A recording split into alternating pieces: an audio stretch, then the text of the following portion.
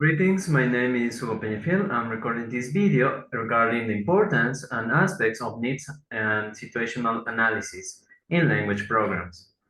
So, what is our objective when we are doing this? Our objective is ensuring effective and relevant language instruction.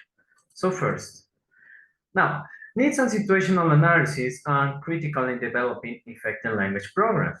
In this, we are expecting to find what we need to cover in a program, what are the necessities of the people that surrounds our environment, whereas teachers, students, parents, institution authorities, etc.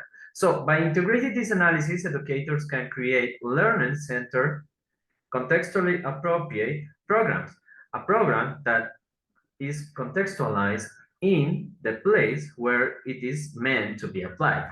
So now, what is the importance of needs and situational analysis?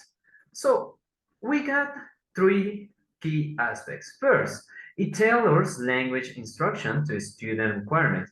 What does it mean? That if our student have problem like in production skills, their program is going to be focused on production skills. Then it increases relevance and engagement. When students know that what is being taught is relevant, they are engaged in a more profound manner. And finally, it enhances learning outcomes by addressing specific needs. So if our program, if our students needs to learn how to communicate better, our program is going to be structured in a manner that focus on speaking skills, writing skills, for example. So now, according to Brown, the key components of needs analysis are learning context, learner needs, and institutional requirement. So the learning context refers to the classroom environment, the resources we get, and the technological tools we implement in our class. Maybe we don't have them. So there wouldn't be much sense in implementing a program that requires technological tools. So in this manner, in this way, we need to implement a program that focuses on what we have. Learner needs, language proficiency levels, learning goals, and motivations. So we are not going to propose a B2 program for students that do not reach an A2 level. So we got to know our students in order to know what we know they can get, they can learn, and the level they can get to in the future. And finally, the institutional requirements, the curriculum standards, assessment policies, and administrative support. It refers to the authorities and the policies that are applied, whereas internally, and also from the national curriculum. Now, aspects of situational analysis. So, we need to contextualize the expectations of our stakeholders, the contextual factors, the availability of our resources, and the constraints and opportunities. So what does nation tell us?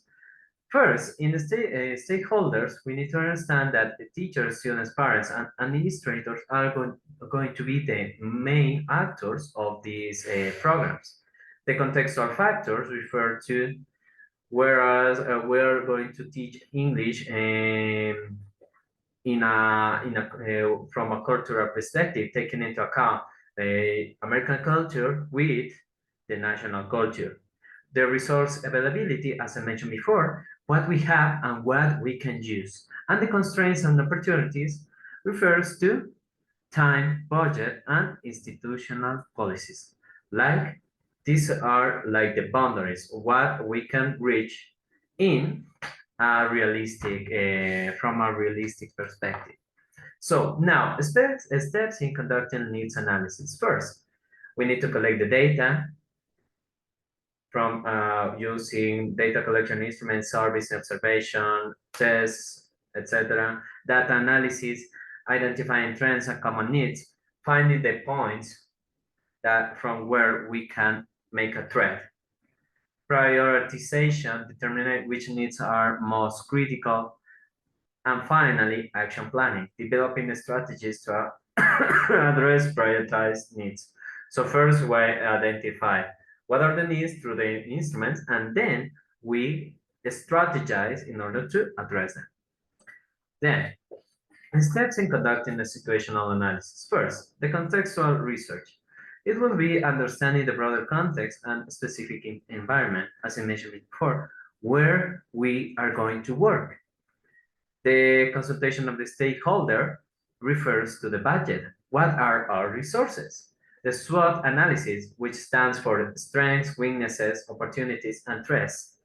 And finally, the resource inventory, with which resources we can count, what money, technological tools, personal, all of that.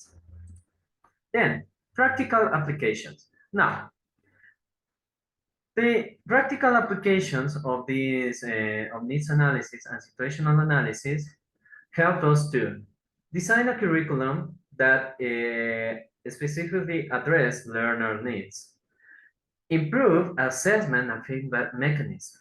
When we know what we want our students to reach, we know how to evaluate the standards we want them to get. Adaptation of teaching methods and materials. It refers to the curriculum. So now if we're going to teach a course on speaking, we are going to adapt our methods to make a class more active, for example. And finally, when we do this, we expect our students to be more motivated and engaged. This is a good sign of a successful program. So, in conclusion, needs analysis ensures the language program addresses what we need it to address. Situational analysis provides a comprehensive understanding of the external and internal factors that influence our program. And finally, when we combine both needs analysis and situational analysis, we create a learner-centered, effective, and practical language program. Thank you very much.